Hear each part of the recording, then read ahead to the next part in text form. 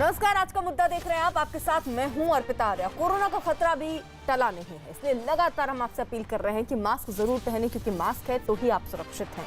हमने इसके लिए एक मुहिम भी शुरू की है, #मास्क पहनो इंडिया, जिसके माध्यम से हम लगातार आपसे ये अपील कर रहे हैं कि मास्क जरूर पहने। इससे न सिर्फ आप खुद को सुरक्षित रख पाएंगे, अपनों को भी सुरक्षित रख पाएंगे और देश भी सुरक्षित रहेगा।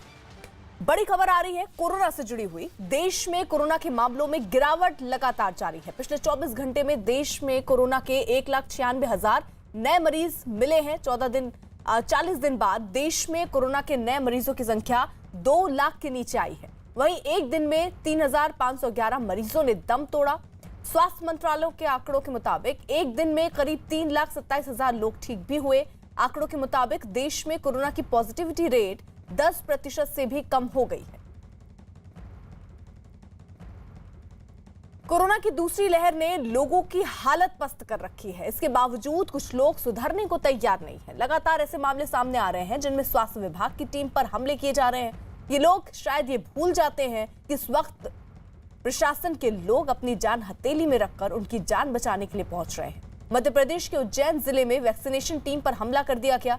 मध्य प्रदेश के ही टीकमगढ़ में टीका ना लगवाने को लेकर महिलाएं डीएम से भिड़ गईं। जबलपुर में तो महिलाओं ने सर्वे करने पहुंची प्रशासन की टीम को ही रोक दिया। कोरोना को गांवों में फैलने से रोकने के लिए मध्य प्रदेश में स्वास्थ्य विभाग की टीम गांव-गांव जाकर मरीजों की पहचान करने में जुटी है। और इसी कड़ी में जब जबलपुर जिले के एक गांव में स्वास्थ्य विभाग की टीम सर्वे के लिए पहुंची तो गांव के बाहर 20 से ज्यादा महिलाओं ने उनका रास्ता रोक लिया। महिलाओं के हाथों में लाठी भी दिखाई दी, जिसे देखकर लोग घबरा गए। इस बीच एक अधिकारी ने उन्हें समझाने की कोशिश की, जिस पर वो भड़क गए। मजबूर स्वास्थ्य विभाग की टीम को वहां से वापस लौटना पड़ा। ग्रामीणों ने एक तरफा सब गांव की सभी महिलाएं एकत्रित होकर बैरिकेड लगाकर हम लोगों का वाहन रोके और हमारी पूरी जो स्वास्थ्य अमला है उसका उद्देश्य ये है कि 100% लोग टीकाकरण कराएं। पिछला फर्स्ट डोज इन्होंने 10 से 15 लोगों को वहां लगाया जा चुका है और उधर से हम लोग कोरोना के बढ़ते हुए प्रकोप को रोकने हेतु घर घर सैंपलिंग और टीकाकरण हेतु प्रोत्साहित कर रहे हैं। पर अभी भी जो हमारे ग्रामीण क्षेत्र में भ्रांति हैं उनमें काफ़ी मेहनत करने की आवश्यकता है और कोशिश है कि हम लोगों को समझा के कई ग्राम चिन्हित करके वहाँ टीकाकरण को हम लोग सुदृढ़ करना चाहते हैं। प्रतीक अवस्थी हमारे साथ हमारे सहयोगी जबलपुर से मौजूद हैं। प्रतीक, बाकायदा जो टीम स्वास्थ्य विभाग की वहां सर्वे करने के लिए पहुंची थी, उनको तक अंदर जाने नहीं दिया गया, उनसे बात करने के लिए गांव वाले तैयार नहीं हैं, क्यों आखिर? जी देखिए, आपको बता दूं कि अभी भी टीकाकरण को लेकर के जो ग्रामीण अंचल और विशेष रूप से जो आदिवासी ग्राम अंचल हैं वहां अभी कई प्रकार की भ्रांतियां जो हैं वो उत्पन्न हो रही हैं। हमने देखा था जब पहला डोज भी लगना था उसके पहले जन जागरूकता अभियान चलाया गया, लेकिन अमूमन ये बात देखने को मिली कि जो पोस्ट वैक्सीनेशन इफेक्ट होता है उसके बारे में ग्रामीणों को जागरूक नहीं किया गया। जैसे ही पहला टीका लगा तो अधिकांश ग्रामीण जिन्हें बुखार आई या तमाम स्वास्थ्य संबंधी समस्याएं हुई, इस लिहाज से लोगों में ये भ्रांति फैल गई कि ये टीका जो है वो कहीं ना कहीं आपके स्वास्थ्य को हानि पहुंचा सकता है। और उसके बाद एक बार फिर जब पुनः दूसरे टीके के लिए सर्वे टीम वहां पहुंची थी कि कितने पात्र हितग्राही हैं, तो महिलाओं ने, जैसा कि हमने नजारा अभी देखा, हितग्राहियों ने उन्हें पहले ही जो गांव के एंट्रेंस है वहां पर रोक दिया और एक विद्रोह का नजारा यहां देखने को मिला। और वो नहीं चाहते कि कोई भी स्वास्थ्य महकमा उनके गांव में आए। उनका ये मानना है कि उनके गांव में कोरोना नहीं आएगा, जबकि अधिकांश तौर पर अभी वर्तमान में मध्य प्रदेश की यह स्थिति है कि सबसे ज्यादा ग्रामीण अंचल प्रभावित हो रहे हैं। मौतों का आंकड़ा भी लगातार ग्रामीण अंचलों में बढ़ रहा है। ऐसे में सख्त आवश्यकता अब जागरूकता की ही है और प्रशासनिक महकमे को भी समझना होगा कि किसी भी तरीके से ग्रामीणों को जागरूक करना होगा। ये सर्वमान्य बात है कि पहले टीके के बाद हल्की बुखार आना, दर्द होना या तमाम अन्य समस्याएं हो रही हैं, हर किसी को ये हो रही हैं, लेकिन ग्रामीण इसको लेकर के जागरूक नहीं थे और यही वजह थी जो नजारा न केवल जबलपुर बल्कि तमाम अन्य जो गांव अंचल है, ग्रामीण अंचल है मध्य प्रदेश के, वहां से सामने आ रहा है। ठीक है प्रतीक, आप रहिए जरा साथ। देखिए, मध्य प्रदेश के उज्जैन से एक हैरान कर देने वाली तस्वीर आई है सामने, वो भी आपको दिखाते हैं। वहां मालीखेड़ी गांव में स्वास्थ्य विभाग की टीम पर गांव के करीब 50 लोगों ने हमला बोल दिया। अचानक हुए इस हमले की वजह से वहां अफरा तफरी मच गई। कई लोग मारपीट की वजह से घायल हो गए। ये घटना तब हुई जब स्वास्थ्य विभाग के लोग गांव वालों को कोरोना का टीका लगाने पहुंचे, लेकिन कुछ लोगों ने टीका लगवाने से मना किया। इस पर स्वास्थ्य विभाग के अधिकारियों ने उन्हें समझाने की कोशिश की तो लोगों ने उन पर धावा बोल दिया। स्वास्थ्य कर्मियों ने किसी तरह वहां से भागकर अपनी जान बचाई। सर टीकाकरण लगाने के लिए गए थे मालीगढ़ में, तो लोग टीके नहीं लगवा रहे थे। तहसीलदार मैडम ने बोला चलो अपन लोगों के बीच चल के बात करते हैं। हाँ तो बात करने के लिए गए, मैडम भी थी, तहसीलदार मैडम साथ जी। में, पूरा वैक्सीनेटर की पूरी टीम थी। जी। तो मेहमानी पर थी उस्मानी भाई मनोज और चांदूलाल वगैरह, ये सारी पब्लिक ले गए। तो मैडम बीच में खड़ी थी, हमने कहा ऐसा नहीं हो यार, इनसे बदतमीजी बंद से खड़े, हम भी बीच में खड़े थे। एक व्यक्ति आया, उसने सीधा आके सिर पे लग मार दिया सर। और अब बात मध्य प्रदेश के ही टीकमगढ़ की। यहाँ एक गांव में लोगों को कोरोना वैक्सीन लगवाने के लिए समझाने के अधिकारी जो जिलाधिकारी पहुंचे, गांव की महिलाएं उनसे भिड़ गई और उनसे बहस करने लगी। गांव की एक महिला ने तो यहाँ तक कह दिया कि कोरोना वैक्सीन लगवाने के बाद अगर किसी की मौत हो जाती है तो इसका जिम्मेदार कौन होगा। इस घटना से पहले भी गाँव में वैक्सीन लगाने गई स्वास्थ्य विभाग की टीम के साथ महिलाओं ने झगड़ा किया। वैक्सीन नहीं लगवाने तुम्हें? हम नहीं लगवाऊने। का परेशानी है? हमें लगवाऊने नहीं, हम तो भगवान ने जितना को दाहू जति गया उतना माए बस। अब एक का दिक्कत है वैक्सीन हमें लगवाने? लगवाऊने नहीं, हमारा तो मताई न जुई जन्म दा के तुम। ऐसा ही एक और मामला उत्तर प्रदेश के बाराबंकी से भी सामने आया। यहाँ एक गांव में वैक्सीन लगाने पहुंची स्वास्थ्य विभाग की टीम को देखकर लोगों ने नदी में छलांग लगा दी ताकि वैक्सीन लगवाने से किसी तरह वो बच जाए। लोगों के नदी में कूदने की इस घटना के बाद स्वास्थ्य विभाग के हाथ पांव फूल गए। लोगों को समझाने की कोशिश शुरू हुई। काफी मनाने के बाद लोग नदी से बाहर निकले और वैक्सीन लगवाई। लेकिन 1500 की आबादी वाले इस गांव में महज 18 लोग ही वैक्सीन लगवाने की हिम्मत जुटा सके। क्या यहाँ कुछ भी नहीं हुआ था, आए थे सब लोग, तो गांव का आदमी सब लोग भाग ले थे। टीका उका नहीं लगा। अच्छा टीका नहीं लगा। कितने लोग अंदर पानी में चले गए? अरे कितना कम तो 100-200 आदमी, 100-150 आदमी थे। इंजेक्शन लगने के बाद भी मर जाते हैं। अच्छा। इसके लिए वो सब भागे थे। मैं तो कल यहीं पे था। मैं सर से बोले कि आपको नहीं ठीक होगा, बुढ़े लोगों को हो रहा है। उधर कोरोना नियमों के उल्लंघन का एक वीडियो गुजरात के पंचमहाल से सामने आया। यहाँ एक शादी में शामिल लोगों ने कोरोना नियमों की जमकर धज्जियां उड़ाई। शादी में सैकड़ों की संख्या में शामिल लोग जमकर जश्न मनाते नजर आए। किसी को तो कोरोना का डर ही नहीं दिखा, न वहां पर नियमों की परवाह की गई। बारात में शामिल किसी भी शख्स ने मास्क पहनना जरूरी नहीं समझा और आम दिनों की तरह शादी के जश्न में नाचते गाते नजर आए। शादी के इस जश्न में 2 गज की दूरी बहुत दूर की बात साबित हुई। दूल्हे को कंधे पर उठाए बाराती जमकर झूमते नजर आए। वीडियो वायरल होने के बाद पुलिस ने दूल्हे के परिवार के खिलाफ केस दर्ज कर कार्रवाई का भरोसा दिया।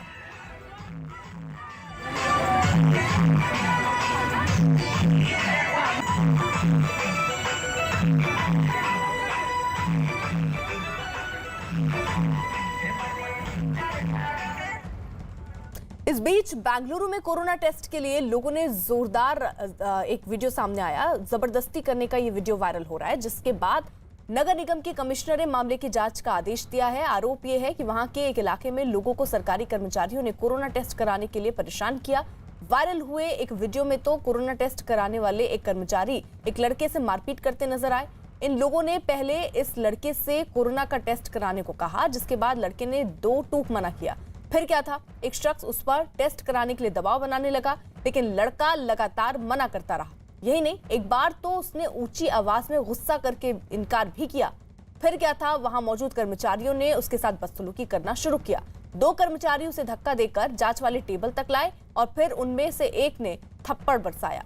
यही नहीं, उसने लड़के का एक हाथ मरोड़ा और उसे जमीन पर गिराकर मारने लगा। इस बीच दूसरे शख्स ने भी लड़के को पीटा और उसकी गर्दन पकड़कर टेबल पर लाया। एक और वीडियो वायरल होने पे 2 लोग कोरोना टेस्ट करवाने से मना करने वाले शख्स के साथ जोर जबरदस्ती करते दिखे। गुजरात में कोरोना कर्फ्यू के बीच दुकान खोलने की इजाजत मिलने पर कई जगहों पर बाजारों में भीड़ उमड़ पड़ी। पिछले हफ्ते विजय रूपाणी सरकार राज्य के 36 शहरों में 27 मई तक रोजाना सुबह 9 से दोपहर 3 बजे तक बाजार खोलने की मंजूरी दे चुकी है, जिसके बाद लोगों ने घरों से निकलकर खरीदारी ऐसे शुरू की जैसे कोरोना काल पर से पहले त्योहारों पर बाजारों में भीड़ जुटती थी, जिसकी कुछ तस्वीरें सूरत से सामने आई, जहां बाजार में पैर रखने तक की जगह नहीं दिखी। कुछ लोग पूरे परिवार के साथ घर से निकल पड़े। बच्चे, बुजुर्ग, हर उम्र के लोग बाहर घूमते मिले। भीड़ तो भीड़, इनमें कई लोगों ने मास्क तक नहीं लगाया। कुछ लोग दिखे भी तो वो सिर्फ दिखावे के लिए।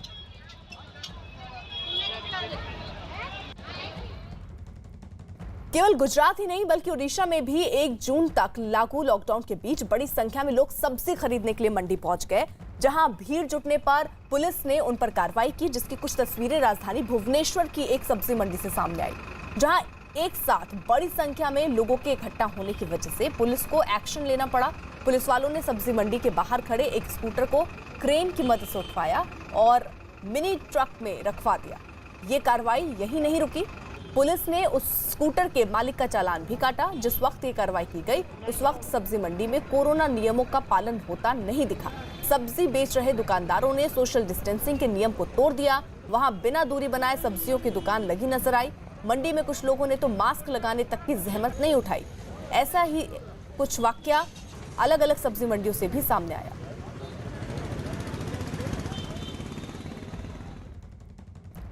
कोरोना काल में जब लगभग सारा देश वायरस की रफ्तार रोकने के लिए और कोरोना के कहर से बचने के लिए घर पर है, तब भी कुछ लोग ऐसे हैं जो ना तो अपनी जिंदगी के प्रति फिक्रमंद हैं और ना ही दूसरों की। ये लोग लॉकडाउन के नियमों को तोड़कर कहीं हवाई जहाज में शादी कर रहे हैं तो कहीं बिना मास्क के बारात लेकर इधर से उधर जाते दिखे। ये कोरोना के ऐसे वाहक हैं जिन्हें सबक सिखाने के लिए पुलिस को थोड़ी सख्ती करनी पड़ रही है।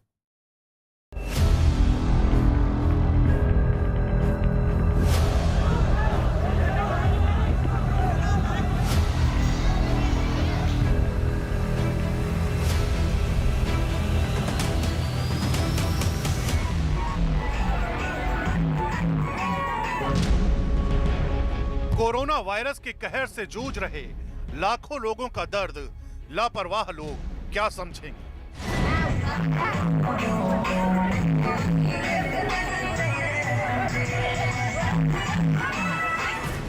देश भर में कोरोना, ब्लैक फंगस से लेकर तमाम तरह की बीमारियां फैल रही हैं, लेकिन जमीन से लेकर आसमान तक महामारी को लेकर घातक लापरवाही की लहर चल रही है।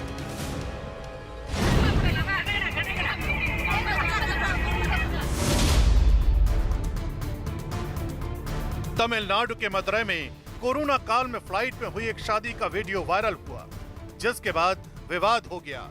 नगर विमानन निदेशालय ने हवा में उड़ते प्लेन में की गई इस शादी से जुड़े मामले पर जांच का आदेश दे दिया है। डीजीसीए के मुताबिक मदुरै के एक कपल ने आसमान में यानी फ्लाइट के अंदर शादी करने का फैसला किया। इसके बाद एक विमान कंपनी के जरिए कपल और उसके घर वालों ने रिश्तेदारों के लिए चार्टर्ड प्लेन बुक कराया। आसमान में उड़ते समय हुए इस शादी समारोह में जो लोग शामिल हुए उनकी बिना मास्क वाली तस्वीरें सोशल मीडिया पर वायरल हुई। कोरोना नियम तोड़कर आयोजित की गई शादी के कई वीडियो वायरल हुए तो डीजीसीए ने सख्त रुख दिखाते हुए मामले की रिपोर्ट मांगी है। डीजीसीए का कहना है कि शादी के दौरान कोरोना गाइडलाइंस का खुलेआम उल्लंघन किया गया। फ्लाइट में मौजूद किसी शख्स ने मास्क तक नहीं लगाया, इसलिए मिड एयर मैरिज की जांच शुरू कर दी गई है। एयरलाइंस और एयरपोर्ट अथॉरिटी से पूरी रिपोर्ट मांगी है। वहीं एयरलाइंस ने अपने अधिकारियों से कहा है कि घटना से संबंधित कर्मचारियों पर कोरोना गाइडलाइन का पालन नहीं करने की शिकायत दर्ज की जाए।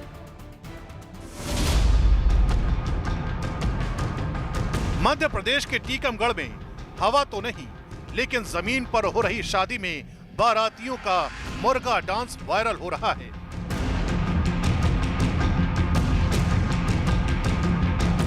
एमपी में कोरोना गाइडलाइंस के तहत शादी समारोह पर प्रतिबंध लगा है, लेकिन पुलिस के मुताबिक कुछ लोग चोरी छिपे शादियां कर रहे हैं। टीकमगढ़ में यूपी के मऊरानीपुर से एक बारात आई। रास्ते में पुलिस प्रशासन की टीम ने जांच की तो मालूम हुआ कि 50 से ज्यादा लोग बारात लेकर आए हैं। पुलिस ने बाराती बनकर आए कई युवकों को सड़क पर ही मुर्गा बना दिया। फिर सड़क पर मुर्गा परेड करवाई गई। बाद में पुलिस ने बारात में शामिल सभी लोगों को सख्त हिदायत देकर वापस लौटा दिया। कोरोना महामारी के दौर में एक घोड़े के अंतिम संस्कार में जुटा ये हुजूम देखकर कोई भी हैरान रह जाएगा। कर्नाटक के बेलगाम में मरादी मठ का ये वीडियो वायरल हुआ तो लोग चौंक गए, क्योंकि ये किसी इंसान की नहीं बल्कि एक घोड़े की अंतिम यात्रा में जुटी भीड़ है। कोरोना गाइडलाइंस की धज्जियां उड़ाने वाले लोग सैकड़ों की संख्या में जुटे और घोड़े की अंतिम यात्रा में न केवल शामिल हुए बल्कि अंतिम संस्कार के वक्त तक रुके, यानी सैकड़ों लोग घंटों तक बिना मास्क और बिना सोशल डिस्टेंसिंग के कोरोना का खतरा बढ़ाते रहे। पुलिस के मुताबिक ये वीडियो बेलगाम के मरादी मठ का है। स्थानीय प्रशासन ने इसे कोरोना गाइडलाइंस तोड़ने के आरोप में फिलहाल सील कर दिया है। खबर है कि ग्रामीणों ने आश्रम के घोड़े के साथ पूजा की थी। इसके बाद दुनिया को कोरोना से मुक्ति दिलाने के लिए घोड़े को खुला छोड़ दिया गया था। 2 दिनों तक घोड़ा गांव में चरता रहा, लेकिन शुक्रवार की रात अचानक उसकी मौत हो गई। इसकी खबर मिलने के बाद लोगों ने दाह संस्कार का आयोजन किया। इस पूरे आयोजन के दौरान जुटी भारी भीड़ ने कोरोना महामारी के दौर में भारी लापरवाही की है। पुलिस मामले की जांच में जुटी है। मध्य प्रदेश के बड़वानी जिले से हैरान करने वाली तस्वीरें सामने आई हैं। बड़वानी के ठीकरी इलाके में एक व्यक्ति की मौत के बाद जनाजे में भारी भीड़ जुटी। जिले में कोरोना कर्फ्यू लागू होने के बावजूद लोग जुटे और सोशल डिस्टेंसिंग का पालन किए बिना अंतिम यात्रा निकाली। प्रशासन की टीम को खबर मिली तो वो लोगों को रोकने के लिए पहुंची। तहसीलदार राजेश कोचले माइक लेकर लोगों को भीड़ खत्म करने की हिदायत देते रहे, लेकिन लोग बेपरवाह नजर आए। प्रशासन की शिकायत पर पुलिस ने 100 अज्ञात लोगों के खिलाफ एफआईआर दर्ज की। प्रशासन की तरफ से उनको अनाउंस किया गया है और इसके बावजूद भी नहीं माने हैं लोग, तो उनके खिलाफ में जो है कार्रवाई की जा रही है। उसमें संख्या तो करीबन 100 से ऊपर ही थी। अभी जैसे जैसे बयान में आता जाएगा वैसे कार्रवाई आगे बढ़ाते जाएंगे। उत्तर प्रदेश के मथुरा में कोरोना की वजह से लॉकडाउन में लोग राशन के लिए परेशान हो रहे हैं। वृंदावन के टीएफसी सेंटर में प्रशासन ने राशन बांटने के लिए कोविड नियमों का पालन करते हुए टीम तैनात की है, लेकिन राशन के लिए इतनी भारी भीड़ जुटी कि कई महिलाएं राशन लूटने लगी। वहां मौजूद कर्मचारी उन महिलाओं को रोकने में नाकाम रहे। राशन लूटने वालों का दावा है कि कई घंटों तक इंतजार के बावजूद उनका नंबर नहीं आया, जिसकी वजह से वो लाइन तोड़ने के लिए मजबूर हुए। सवाल ये है कि इस तरह से राशन भले ही मिल जाए, लेकिन कोरोना का खतरा भी कितना ज्यादा है। प्रशासन और जनता दोनों को कोरोना नियमों के तहत ही राशन देने की प्लानिंग करनी चाहिए, ताकि लोगों को सुरक्षित तरीके से मदद मिल सके। साथ ही कोरोना के खिलाफ सोशल डिस्टेंसिंग के हथियार को भी नहीं भूलना चाहिए, क्योंकि जितनी लापरवाही होगी वायरस उतनी ही घातक रफ्तार से बढ़ेगा।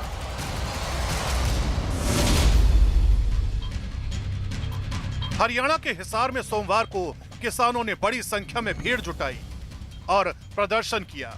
भारतीय किसान यूनियन के नेता राकेश टिकैत ने कहा कि किसानों का आंदोलन जल्द खत्म नहीं होने वाला। यह आंदोलन 2024 तक चलता रहेगा। किसानों के मुताबिक हिसार में पिछले रविवार को पुलिस और किसानों के बीच हिंसक झड़प के मामले में पुलिस की ओर से 300 से ज्यादा किसानों पर मामला दर्ज किया गया था। इसके बाद किसानों ने विरोध प्रदर्शन करने का फैसला किया। पुलिस पर आंसू गैस के गोले और बल प्रयोग करने का आरोप है। हालांकि किसानों को यह भी समझना चाहिए कि सिंघ बॉर्डर समेत जहां भी वो भीड़ के रूप में आंदोलन कर रहे हैं, उससे महामारी की समस्या और बढ़ेगी। किसानों को अपनी और दूसरों की सेहत का ख्याल रखना होगा। कोरोना नियमों का उल्लंघन करते हुए जिस तरह आंदोलन किया जा रहा है, वो किसी के हित में नहीं है। उधर बंगाल की खाड़ी में कम दबाव का क्षेत्र तैयार होने की वजह से अगले 24 घंटों में तूफान यास टकरा सकता है। मौसम विभाग के मुताबिक आंध्र प्रदेश, तमिलनाडु, पश्चिम बंगाल, ओडिशा और अंडमान निकोबार के तट से यास टकरा सकता है। तूफान के आने से पहले ही उसका असर भी दिखने लगा है। हम आपको ये 6 तस्वीरें दिखा रहे हैं। पहली तस्वीर पश्चिम बंगाल के पूर्व मेदिनीपुर की है, जहां तेज हवाओं के साथ बारिश जारी है। समंदर में उठी लहरें दिख रही हैं। तूफान आने से पहले उसका असर साफ देखा जा सकता है। दूसरी तस्वीर ओडिशा के बालासोर की है, जहां हवाएं काफी तेज हो गई, जिसकी वजह से समंदर में तेज लहरें उठ रही हैं और भारी बारिश की संभावना जताई गई।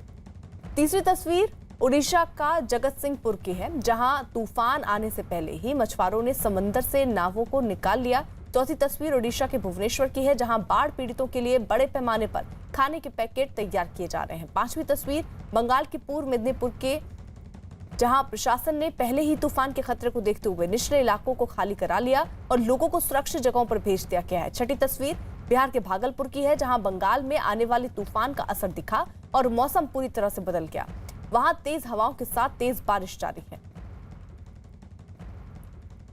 चक्रवाती तूफान यास अगले 24 घंटों में ओडिशा के तट से टकरा सकता है, जिससे निपटने के लिए पुख्ता तैयारी की गई है। यास से निपटने के लिए एनडीआरएफ की 109 टीमें प्रभावित राज्यों में तैनात की गई। पश्चिम बंगाल में एनडीआरएफ की 42 और ओडिशा में 44 टीमें तैनात की गई। इसके अलावा लोगों से समंदर से दूर रहने को भी कहा गया। ओडिशा और बंगाल में कुछ जगहों पर बारिश भी शुरू हो गई है। यास तूफान का सबसे ज्यादा असर पश्चिम बंगाल के पूर्व मिदनीपुर जिले पर पड़ेगा, जो ओडिशा की सीमा से लगा है।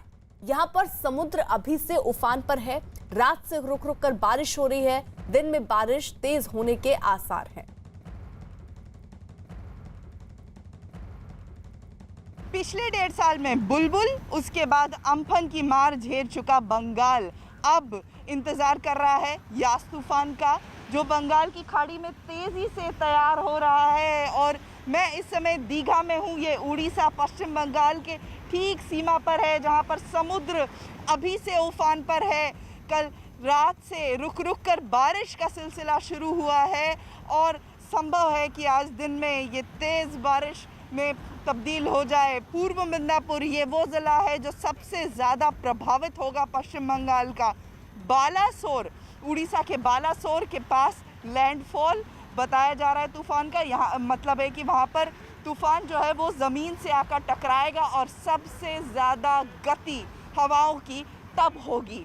और यहाँ पूर्व मिदनापुर में भी उम्मीद की जा रही है कि जो असर है वो लगभग वैसा ही रहेगा। हवाओं की गति 145 से लेकर के 165 किलोमीटर्स के बीच रह सकती है और गशिंग स्पीड हवा की 185 किलोमीटर प्रति घंटा तक रह सकती है। मुख्यमंत्री ममता बनर्जी ने चिंता जताई है। तैयारी हालांकि पूरी है। राज्य सरकार ने कमर कस ली है। एनडीआरएफ की टीमें जगह जगह पर तैनात की गई हैं, लेकिन ये भी चिंता जताई है मुख्यमंत्री ने कि ये तूफान अम्फन के जितना ही विनाशकारी हो सकता है। तो टाउटे के बाद यास का खतरा मंडरा रहा है। कुछ खास सहयोगी इस वक्त हमारे साथ मौजूद हैं। आशिका सिंह दीघा पूर्व मिदनीपुर से इस वक्त साथ हैं। सत्यजीत सेनापति हमारे साथ बालासोर ओडिशा से हैं। नीलोत्पल बोरा नौगांव असम से हमारे साथ हैं। जल्दी से पहले आशिका का रुख कर लेते हैं। आशिका, आप उस जगह पर हैं जहां बताया जा रहा है सबसे ज्यादा असर हो सकता है। क्या खास तैयारी देख रही हैं आप? देखिए, फिलहाल यहाँ की तस्वीरें मैं आपको दिखाऊं तो बरसात शुरू हो चुकी है। तेज़ हवाओं की गति लगातार बढ़ती जा रही है और समुद्र भी उफान पर नज़र आ रहा है। एक तरफ मैं आपको ये बता दूं कि पूर्णिमा होने के कारण चाहे समुद्र हो चाहे गंगा नदी का जल स्तर जो है वो बढ़ा है और इस बीच ये जो तूफ़ानी हवाएं, तो ये इससे बहुत ज़्यादा असर जल स्तर और बढ़ेगा। जो लहरें हैं और ऊंची ऊंची उठेंगी। मैं इस समय दीघा में हूँ। यहाँ पर जगह जगह पर जो टीमें हैं वो पुलिस की और एनडीआरएफ की वो गश्त लगा रही हैं और लोगों से घरों के भीतर ही रहने को कह रही हैं। बारिश शुरू हो चुकी है। देखिए, हवाओं की गति लगातार बढ़ती जा रही है और इस बीच जो तटीय इलाके जो जहाँ पर जो गांव हैं वहाँ पर भी उन गाँव को खाली कराया जा रहा है। लोगों को शेल्टर में लाया जा रहा है। एनडीआरएफ की टीमें तैयार हैं। राज्य सरकार की तरफ से जो है सभी जो अधिकारी हैं उनको निर्देश दिया गया है। जो विधायक क्षेत्र के हैं, मंत्री हैं, उनको अपने अपने क्षेत्र में रह कर के परिस्थिति पर जो है नज़र रखने के लिए कहा गया है। मुख्यमंत्री ममता बनर्जी आज की रात नवान्नों में गुजारेंगी और तूफान की हर एक जो है चाल पर नज़र रखेंगी। ठीक है आशिका, रहिए आप साथ। देखिए, पश्चिम बंगाल के पूर्व मिदनीपुर में यास तूफान को देखते हुए लोगों को अलर्ट किया गया है। पूर्व मिदनीपुर के कई इलाकों में बारिश हो रही है। जैसा आशिका बता रही थी, पूर्व मिदनीपुर के दीघा में भी बारिश हो रही है, जिसके बाद लोगों को अलर्ट किया गया। पूर्व मिदनीपुर में एनडीआरएफ की 7 टीमों को तैनात किया गया है। इनमें 2 टीमों को दीघा में तैनात किया गया। साथ ही लोगों को अलर्ट भी किया गया कि वो समंदर से दूर रहें और बारिश में घरों से बाहर ना निकलें। तो बंगाल में कई जगह पर अब असर तूफान के आने से पहले का दिखने लग गया है। कई जगहों पर बारिश शुरू हो चुकी है। 109 टीमें गठित की गई हैं जो पल पल नजर रखी हुई हैं। जो समुद्र के पास के इलाके में लोग रह रहे हैं उन्हें पहले ही सुरक्षित जगह पर शिफ्ट कराया गया है। हमारी एनडीआरएफ की टोटल 5 टीम्स हैं यहाँ पे। उसमें से 2 टीम दीघा में स्टेशन है और हम सारे सिचुएशन जो एक साइक्लोन के दौरान बन सकते हैं उन सभी सिचुएशन को टैकल करने के लिए तैयार हैं। अब जैसे हैवी रेनफॉल की वजह से हो सके कहीं पे वाटर लॉगिंग हो जाए और जो निचली एरियाज़ हैं तो वहाँ से बंदों को निकालने के लिए, सिविलियंस को निकालने के लिए हमारे पास इन्फ्लेटेबल बोट्स भी हैं। उसके अलावा अगर किसी को ऐसी ज़रूरत पड़े तो हमारे जितने रेस्क्यूअर्स हैं सभी ट्रेंड मेडिकल फर्स्ट रिस्पॉन्डर्स हैं। तो अगर किसी को बिफोर सेंडिंग टू हॉस्पिटल उनको किसी को पीएचडी की जरूरत है, प्री हॉस्पिटल ट्रीटमेंट की, तो वो भी हमारे रेस्क्यूअर्स उनको प्रोवाइड कर सकते हैं। पश्चिम बंगाल के पूर्व मेदिनीपुर जिले के दीघा में एनडीआरएफ की टीम ने समुद्र के किनारे रहने वाले लोगों को निकालकर सुरक्षित जगहों पर भेजा है। यास तूफान की वजह से इन लोगों को खतरा था, जिसके बाद एनडीआरएफ की टीम ने एक निचले इलाके में वो पहुंची और करीब 50 लोगों को शेल्टर होम में भेजा गया, क्योंकि यास तूफान के अगले 24 घंटे में ओडिशा के तट से टकराने की संभावना है, जिसके बाद तेज हवाओं के साथ भारी बारिश हो सकती है। ऐसे में लोगों को सुरक्षित जगहों पर भेजा गया। 21 तारीख से हमारा टीम सेकंड एनडीआरएफ कोलकाता से 2 टीम यहाँ पर आया। इस मेदिनीपुर में हम गांव-गांव में जाके लोगों को जागरूक कर रहे हैं ताकि इस जो बहुत तेज तूफान आ रहा है इससे प्रति लोग सतर्क होकर अपने समय से सुरक्षित जगह पर चले जाए और कोई भी नुकसान से बच सके। ओडिशा के बालेश्वर में भी हवाएं चल रही हैं और भारी बारिश होने की संभावना है।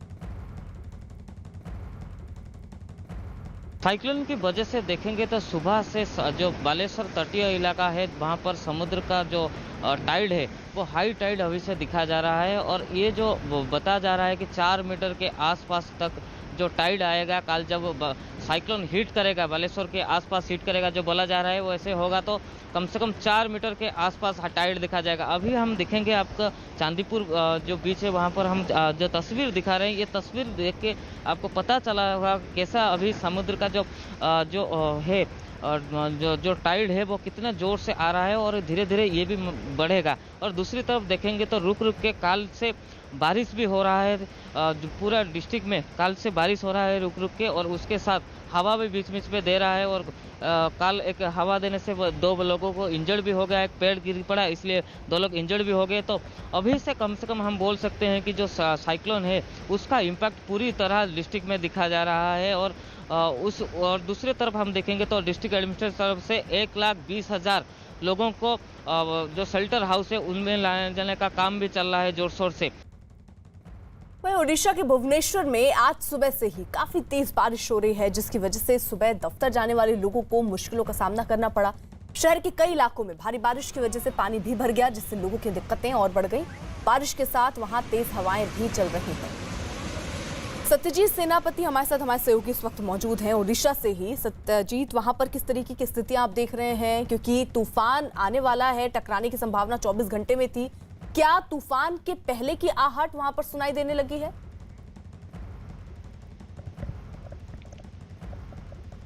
जी अर्पिता, देखिए आप जैसे बोले अभी देखेंगे कल जो दोपहर से पूरा मौसम बदल गया और बारिश शुरू हो गया, और अभी भी कभी कभी रुक रुक के बारिश हो रहा है। इसके साथ हवा भी थोड़ा थोड़ा दे रहा है, लेकिन ज़्यादा ये जैसे दिन ढलते जाएगी और ये जो मौसम है इसमें और ज़्यादा चेंजेस आएगी। अभी मैं आपको तस्वीर दिखाना चाहता हूँ।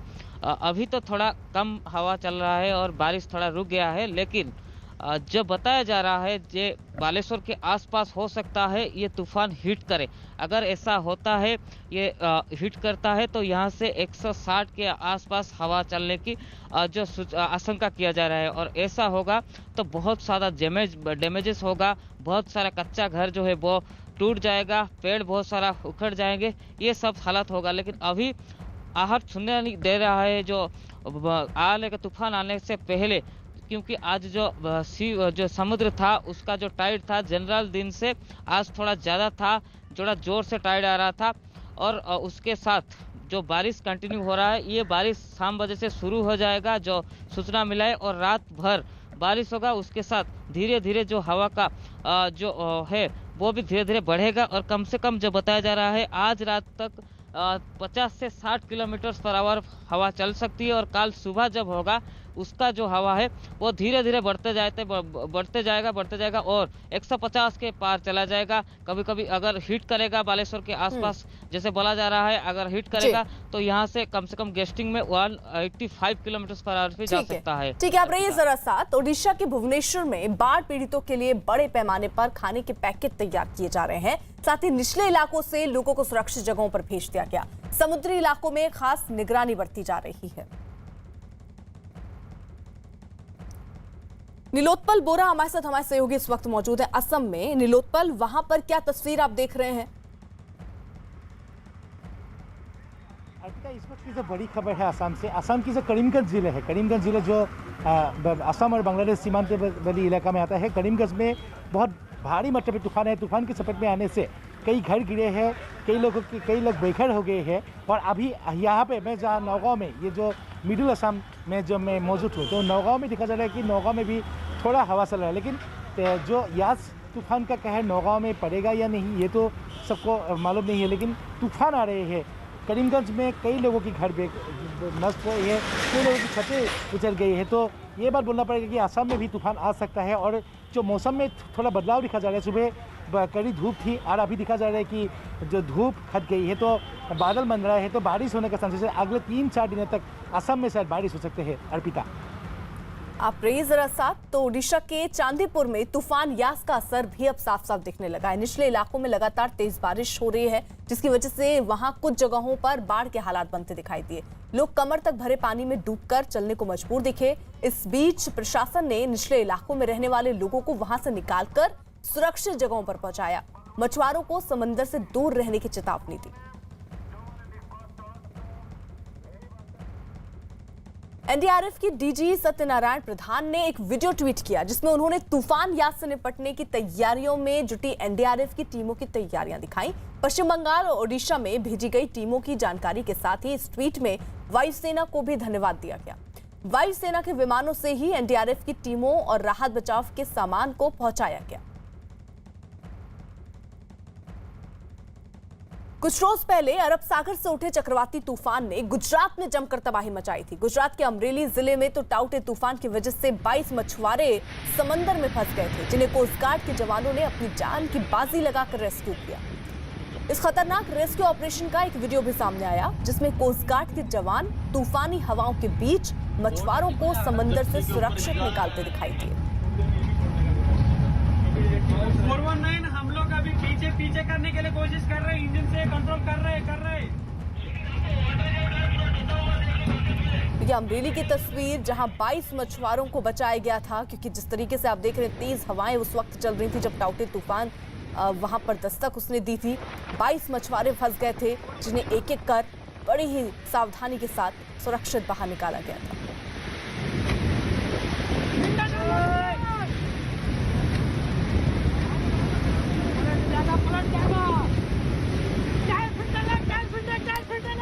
आशिका, ये तस्वीरें हमने देखी हैं कि टाउटे तूफान से कितना नुकसान हुआ, किस तरीके के हालात पैदा हुए थे। कुछ वैसा ही डर अब यास तूफान को लेकर भी उठता हुआ दिख रहा है। आप पश्चिम बंगाल में मौजूद हैं, वहां पर सबसे ज्यादा कह रहे हैं खतरा मंडरा रहा है इस तूफान का। एनडीआरएफ की कितनी टीमें वहां पर तैनात की गई हैं? जो आसपास के लोग हैं, क्या सभी को एहतियाती तौर पर सुरक्षित जगह पर शिफ्ट करा दिया गया है? देखिए, अब बात करें तो मैं इस समय दीघा में हूँ, जो बिल्कुल उड़ीसा और पश्चिम बंगाल का बॉर्डर है। और यहाँ से करीब 100 किलोमीटर बालासोर है, जहाँ माना जा रहा है कि लैंडफॉल हो सकता है इस तूफ़ान का। बारिश यहाँ पर जो है वो तेज़ होती जा रही है, हवाएं तेज़ होती जा रही हैं और साथ ही समुद्र जो है वो भी उफान पर है। मैं अपने वीडियो जर्नलिस्ट आशीष दर से कहूँगी यहाँ की तस्वीरें दिखाएं आपको। साथ ही मैं आपको ये बताऊं कि 2 टीमें एनडीआरएफ की यहाँ पर मौजूद है। कई लोगों को शेल्टर में जो है लाया गया है और आज भी ये काम एनडीआरएफ की तरफ से किया जा रहा है। जो तटीय इलाके हैं वहाँ पर जो कच्चे मकानों में या जो टिन की शेड है, जो मकान है, वहाँ पे रहने वालों को खाली करा करके और लाया जा रहा है। साथ ही मैं आपको ये बता दूँ कि आज जैसे जैसे दिन चढ़ेगा वैसे वैसे बारिश जो है वो तेज़ होती जाएगी। समुद्र की लहरें दोपहर बाद जो है 4 मीटर के भी ऊपर जाने की संभावना है और कल सुबह जो माना जा रहा है जब तूफान ज़मीन से टकराएगा तब यहाँ पर हवाओं की गति जो है वो 145 से लेकर के 165 किलोमीटर पर आवर की स्पीड से हवाएं बह सकती हैं। गस्टिंग स्पीड जो है वो 185 किलोमीटर पर आवर की हो सकती है। मुख्यमंत्री ममता बनर्जी ने ये तो कहा है कि तैयारी पूरी कर ली गई है, लेकिन साथ ही चिंता भी जताई है और ये कहा है कि ये जो तूफान है ये अम्फन जितना ही विनाशकारक हो सकता है। देखिए, हवाओं की गति बढ़ती जा रही है, हमारे लिए भी यहाँ पर छाता जो है पकड़कर खड़ा होना मुश्किल हो रहा है। साथ ही बरसात भी बढ़ती जा रही है। पुलिस और एनडीआरएफ की तरफ से जो है जगह जगह पर जाकर के लोगों को जागरूक करने का काम भी किया जा रहा है। पेट्रोलिंग चल रही है। समुद्र के किनारे जो लोग आ रहे हैं उन्हें यहाँ से वापस भेजा जा रहा है। बिल्कुल, और आशिका हम देख रहे हैं कि स्थितियां जैसे जैसे अब आगे दिन बढ़ेगा वैसे वैसे यहाँ पे दिक्कतें बढ़ सकती हैं। अभी ही कई जगहों पर जिस तरीके से बारिश हो रही है, तेज हवाएं चल रही हैं, ये असर हम मेदिनीपुर में भी देख रहे हैं जहाँ पर आशिका मौजूद है। आप सब रहिए जरा साथ। ओडिशा आंध्र प्रदेश की सीमा के पास सेलूरू नदी में एक नाव पलट गई, जिसकी वजह से नाव पर सवार 8 लोग लापता हो गए हैं। इस घटना का पता चलते ही पुलिस और प्रशासन ने फौरन राहत बचाव का काम शुरू किया। नदी में लापता लोगों की तलाश की जा रही है, लेकिन अभी तक उनका कुछ भी पता नहीं चल सका।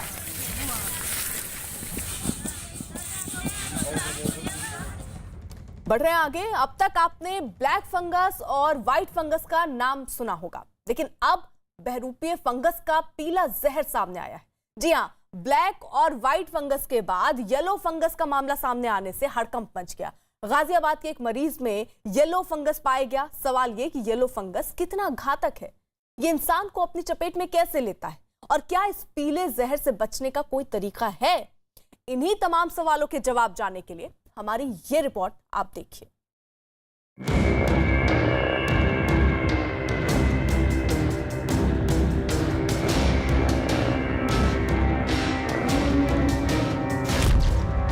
देश में येलो फंगस की दस्तक।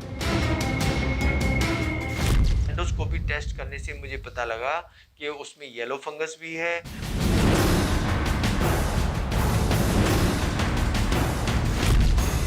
फंगस की फांस से मचा कोहराम।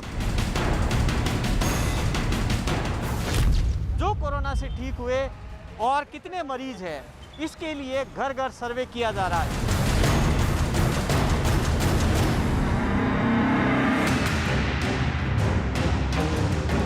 कोरोना से ठीक होने वाले कुछ मरीज अब जानलेवा फफूंद का शिकार हो रहे हैं। वायरस को मात देने के बाद सैकड़ों लोग फंगस की वजह से गंभीर रूप से बीमार पड़ रहे हैं। देश में ब्लैक और व्हाइट फंगस जिस तेजी से पैर पसार रहा है, उसने सिस्टम की नींद उड़ा दी है। कोरोना के साथ फंगस के नए मामलों ने दोहरी मुसीबत खड़ी कर दी है। हालांकि राज्य और केंद्र सरकारें फंगस की चुनौती से निपटने के लिए जरूरी इंतजाम कर रही हैं, लेकिन मुसीबत का सबब यह है कि इस संकट काल में येलो फंगस नाम के एक नए संकट ने भी दस्तक दे दी।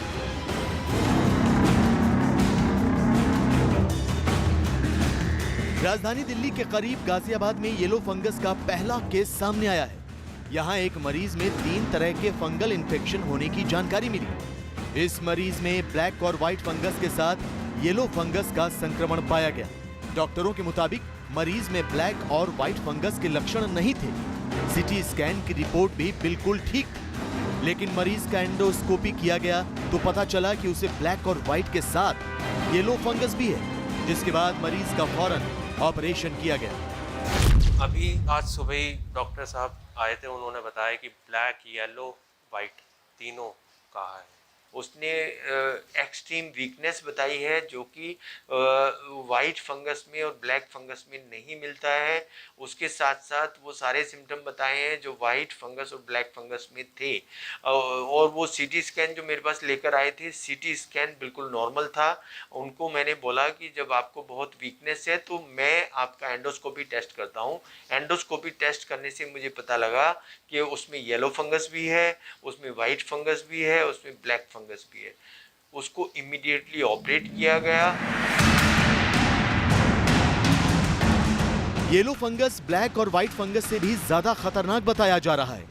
येलो फंगस शरीर को अंदर से कमजोर कर देता है। फंगस का असर जैसे जैसे बढ़ता है, मरीज का वजन तेजी से कम होने लगता है और ये काफी घातक हो जाता है। इसमें घावों से मवाद का रिसाव होने लगता है और सबसे बड़ी बात यह है कि घावों के ठीक होने में बहुत समय लगता है। येलो फंगस के लक्षणों में सुस्ती, कम भूख लगना या बिल्कुल भी भूख न लगना और वजन कम होना देखा जा रहा है। येलो फंगस है वो इसलिए खतरनाक साबित हो सकता है कि उसमें जो घाव हम बनाते हैं उसकी सफाई करने के लिए उसको हीलिंग होने में बहुत समय लग जाता है। वो घाव रिश्ता रहता है, उससे खून रिश्ता रहता है, लेकिन जो वाइट और ब्लैक फंगस हैं इनके घाव धीमे धीमे समय के साथ बढ़ते रहते हैं। डॉक्टरों के मुताबिक येलो फंगस काफी खतरनाक है, लेकिन एहतियात बरतकर इससे बचा भी जा सकता है। डॉक्टरों के मुताबिक सबसे पहले लोगों को अपनी इम्यूनिटी बढ़ानी चाहिए, खाने पीने का खास ध्यान रखना चाहिए। कुपोषित लोगों की इम्यूनिटी कमजोर होती है और ऐसे लोगों में फंगस अटैक करते हैं। खुद की और अपने आसपास की साफ सफाई का ध्यान रखना चाहिए। डॉक्टरों के मुताबिक गंदगी ऐसे फंगस को न्योता देती है। इसके अलावा बाहर निकलने पर मास्क जरूर पहनें और मास्क को नियमित रूप से धोएं भी। गंदे मास्क पर फंगस का खतरा ज्यादा होता है। आप लोग इन चीज़ों से दहशत में ना आए, अपनी इम्यूनिटी बढ़ाएं, अपनी यौगिक एक्सरसाइज करते रहें, खाने पीने का ध्यान रखें। बाहर जब निकलते हैं तो मास्क ज़रूर पहनें और अपने मास्क डेली चेंज करते रहें, क्योंकि मास्क को अगर हम साफ नहीं करेंगे, हमारा जो सांस की हवा उसमें जाती है तो उससे भी हमारे मास्क में भी फंगस होने का डर रहता है। अगर हम अपने आप को साफ रखेंगे, अपने आसपास के एरिया को साफ रखेंगे तो इस तरह की बीमारी नहीं होगी। गाजियाबाद के ईएनटी स्पेशलिस्ट की माने तो उन्होंने अपने करियर में पहली दफा येलो फंगस देखा है। हालांकि जिला प्रशासन ने अब तक येलो फंगस के किसी केस की सूचना मिलने से इनकार किया है।